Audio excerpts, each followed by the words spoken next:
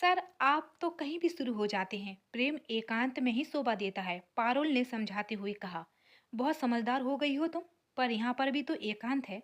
चेतन ने अपनी मुट्ठी में पारुल की चोटी खींचते हुए कहा। पारुल की चोटी टूटकर चेतन के हाथ में आ गई। फिर चेतन पारुल को थोड़ा और आश्चर्य से उसकी टूटी हुई चोटी को देखने लगा। यह दृश्य देखकर पारुल थोड़ी शर्मिंदा हुई और उसने अपनी नजर झुकाई।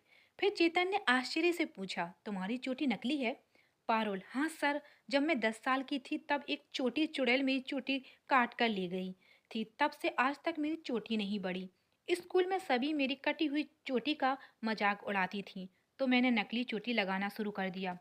पारुल ने बताया। चेतन चुड़ैल की जाने मन की चोटी चुड़ैल चुरा के ले गई? बताओ कौन है वह चुड़ैल?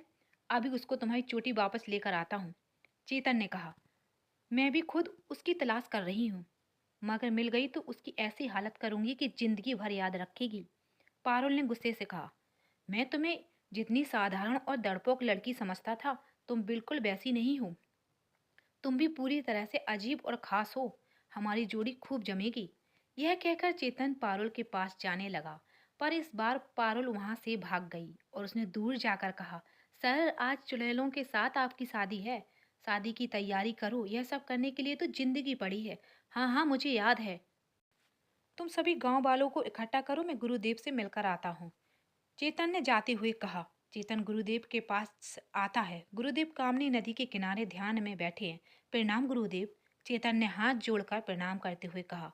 गुरुदेव ने धीरे से आंखें खोली और कहा, आज तुमने अपनी नपुंसकता से मुक्ति तो पा ली, अपनी पहेली को सुलझा ली। अब कामनी की पहेली कैसे सुलझाओगे, चेतन चुड़ैल? गुरुदेव ने कहा, जैसे मेरी समस्या सुलझाई है वैसे ही कामनी की समस्या भी सुलझा दूंगा। वैसे मुझे उस बेचारी कामनी पर बहुत दया आती है, क्योंकि उसके साथ बहुत बुरा हुआ है। प्यार में धोखा खाया। लड़कियों को प्यार से समझाना चाहिए। तुमने उससे मिलन के तुमने उससे मिलन के बाद स्नान किया या नहीं? मुझे लगता है अभी तक उसके स्पर्श की सुगंध तुम्हें उसके प्रति मोहित कर रही है। जिस कामनी को तुम दया की युग समझ रहे हो, वह कामनी ऐसी जहरीली नागिन है जो अपने अंडों को जन्म देती है, निगल जाती है। बस फर्क इतना है कि नागिन अपने बच्चों को निगलती है और कामनी अपने प्रेमियों को। तुम पहले स्नान करके आओ, उसके बाद हम चर्चा करते हैं, गुरुदेव ने कहा। कोई अच्छा साबन हो तो दीजिए, आज मेरी शादी है, नदी में जाकर सारे पाप धोना है। और मैंने सुना है कामनी नदी के पानी से खून की बदबू आती है, चेतन ने कहा। हर नदी के दो तट होते हैं, उस तरफ के रक्त मिश्रित है, इस तरफ के तट पर जल शुद्ध है। तुम इस तट पर स्नान करो और इस जड़ी बूटी को शरीर पर लगाना। यह साबुन उत्तम है, गुरुदेव ने जड़ी बूटी देते हुए कहा। चेतन ने जड़ी बूटी उठाई और नदी में आकर कूद गया और नहाकर वापस गुरुदेव के पास आया। गुरुदेव ने अपनी शक्ति से दूल्हे की पोशाक प्रकट की और यह सभी सामग्री भी जो दूल्हे को तैयार होने में लगती हैं। चेतन आकर देखा, गुरुदेव सारी तैयारियां करके बैठे हैं। फिर गुरुदेव ने चेतन को दूल्हे की तरह सजाया। अब गुरुदेव ने पूछा, क्या तुम्हें शादी के लिए पंडित की आवश्यकता है?